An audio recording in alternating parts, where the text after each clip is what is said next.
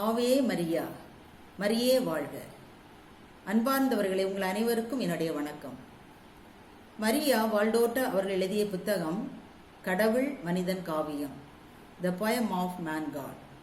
புத்தகம் 2, இயேசு கிறிஸ்துவின் பொது வாழ்வின் முதல் வருடம். இன்று நான் 110 மற்றும் 111 2 அதிகாரங்களை பார்க்கலாம். 110ஆம் அதிகாரம், மேரோம் ஏரிக்கரையில் யாக்கோபின் இல்லத்தில் இயேசு. பாலஸ்தீன நாடு, கலிலேயா கடற்கரையோரம் கடல் அல்லாது ஏரிதான். அந்த ஏரியில் மீனவர்கள் மீன்பிடித்துக் கொண்டிருக்கிறார்கள். இயேசுவும் சீடர்களும் அந்த நதி கரையாக நடந்து கொண்டே இருக்கிறார்கள். அப்பொழுது யோனா என்ற இடையருடைய இறப்பை பற்றி, எவ்வளவு பாக்கியமான மரணம், அதை பற்றி அவர்கள் பேசிக்கொண்டே இருக்கிறார்கள். தீவிரவாதி சீமோன் வருந்துகிறார்.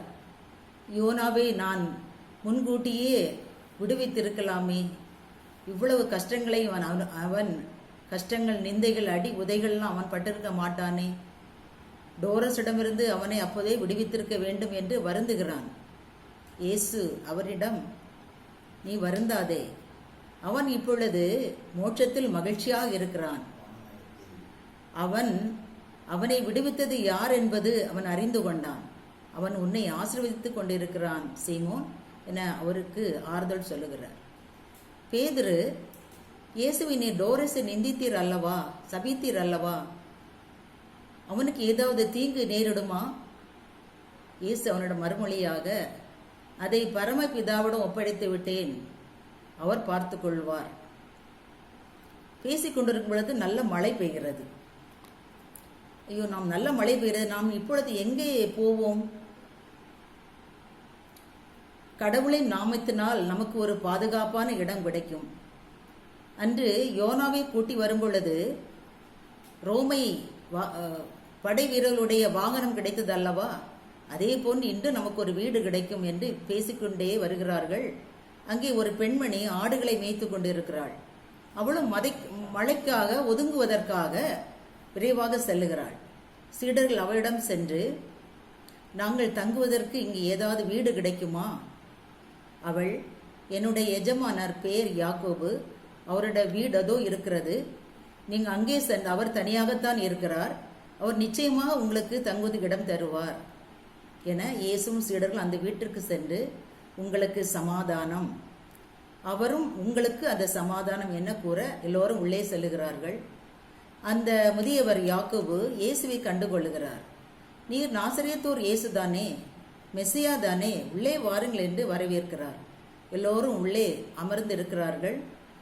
என்னுடைய வீடு பெரிய வீடுதான், தங்குவதற்கு நிறைய இடம் இருக்கிறது, ஆனால் உங்களுக்கு உணவு தருவதற்கு என்னிடம் உணவு எதுவும் இல்லை. நான் இப்பொழுது மிகவும் கஷ்டப்படுகிறேன்.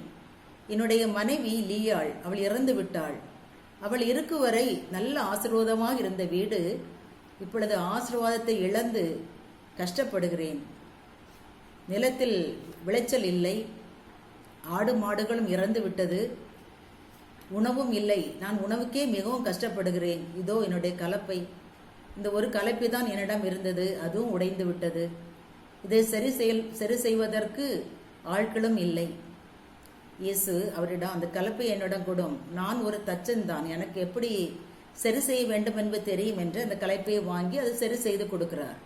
கொடுத்துவிட்டு, இந்த கலப்பை உமது நிலத்தை ஆசிர்வதிக்கும், இந்த கலப்பையை ஆசீர்வதித்து இனிமேல் நீர் ஆசீர்வாதமாக இருப்பீர், உடைய கஷ்டங்கள் எல்லாம் தீர்ந்து விடும் என்று அவரையும் அந்த கலப்பையை ஆசீர்வதிக்கிறார். இந்த நேரத்தில் அந்த பெண்மணி வருகிறாள்.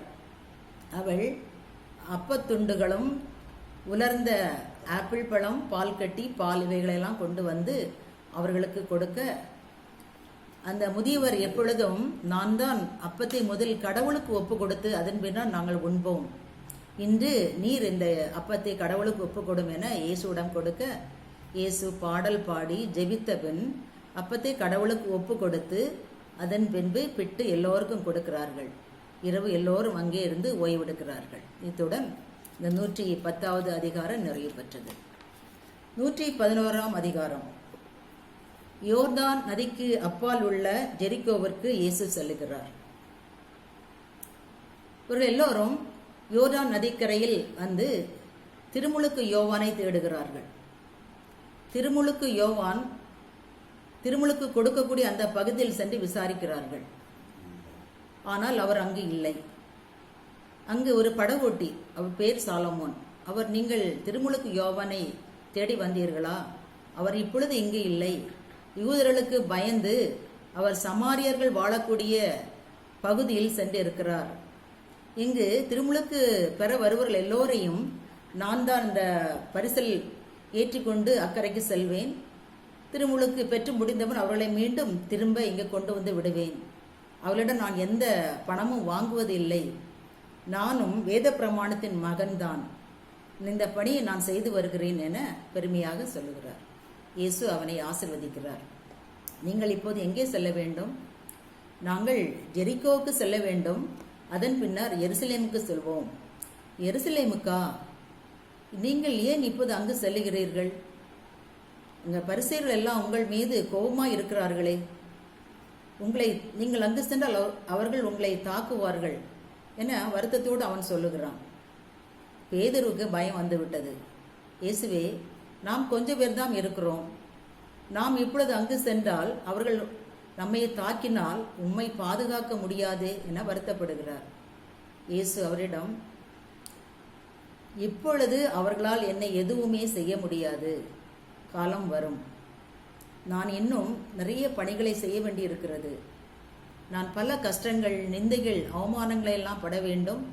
சிலுவையில் அறையப்பட வேண்டும். இந்த மக்களுக்காக என்னுடைய உயிரை கொடுக்க வேண்டும். அதற்கு இன்னும் காலங்கள் ஆகும். அதுவரை அவர்களால் என்னை எதுவும் செய்ய முடியாது என சொல்லிக் கொண்டிருக்கிறார். அவர்கள் எல்லோரும் இப்பொழுது அந்த எரிக்கோவுக்கு வந்து விட்டார்கள். எரிக்கோ வந்த பின்னர் இயேசு சீடர்களிடம், நாம் தங்குவதற்கு ஒரு வீடை பாருங்கள் என சீடர்களை அனுப்புகிறார். சீடர்கள் தங்குவதற்கான ஒரு வீடை தேடி போகிறார்கள். இத்துடன் அந்த அதிகாரம் நிறைவு பெற்றது. நன்றி, வணக்கம். மரியே வாழ்க.